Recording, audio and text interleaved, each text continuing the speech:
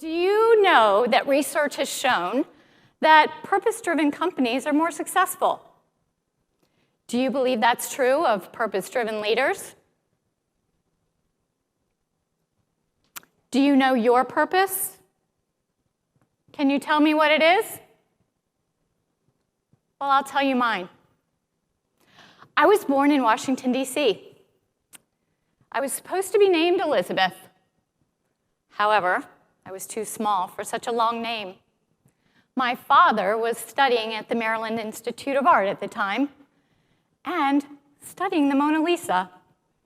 So he came to the hospital and he said, "She'll be named Lisa."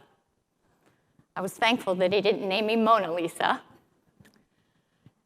And so as a child growing up, my mother used to say to me, "Lisa, you're like the girl with the curl in the center of her forehead. When she is good, she is very, very good.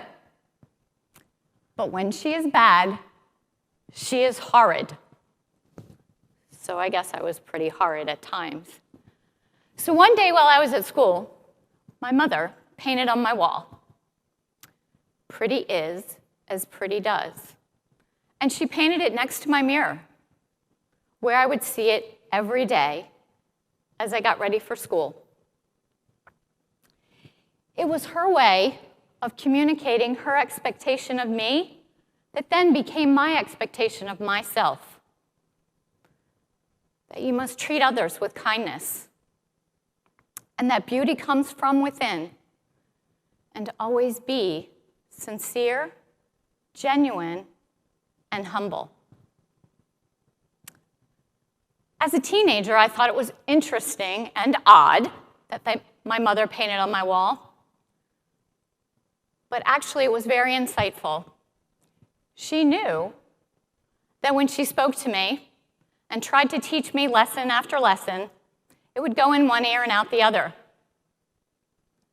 But she knew if she painted on my wall, I would see her message every day. So in fact, she taught me an important lesson, that to teach others, you have to meet them where they are, where they'll hear you, understand you, and make it their own. So years later, I had my own daughter, and we were going to go on a whitewater rafting trip. And Amy said, "Mom, I'm not going. That water, it's too rough. I'll fall out and I'll drown." And I said, "Amy, you're going. You're going to wear a helmet, a life vest, and you are going to hold on for dear life." And she did. She screamed the loudest and loved every minute of it. So one day, while Amy was at school, I painted on her wall, "Live for your dreams, not for your fears." And it was my expectation of her that then became her expectation of herself. Then I had the opportunity and the privilege of building an academy for the Department of Veterans Affairs. And as I was building the academy, I was looking around, and I noticed it was full of white walls. Walls for me to paint on. So the first thing I painted was our mission, and I commissioned a local artist to paint it in Abraham Lincoln's handwriting, because it came from his second inaugural address. "To care for him who shall have borne the battle, and for his widow and his orphan." It was my way of communicating to every visitor, every student, every faculty member, every employee, our purpose, which was to care for our veterans. The second thing I painted on the wall was the inaugural intern class's team stand.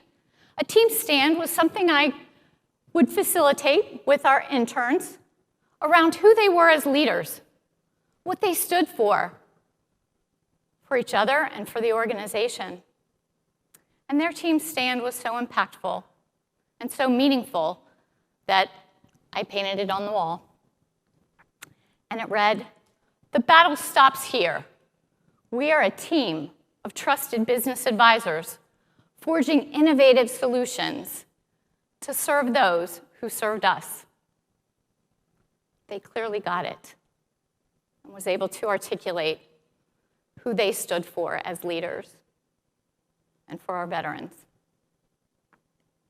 Most recently, I painted on the wall, "In learning you will teach, and in teaching you will learn."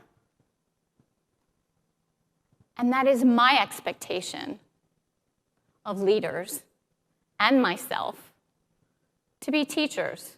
And as we teach others, we become more enriched in our lives and in our learning. So you see, my purpose is to paint on walls. So you can't tell me your story until you know your purpose. And I look forward to hearing it.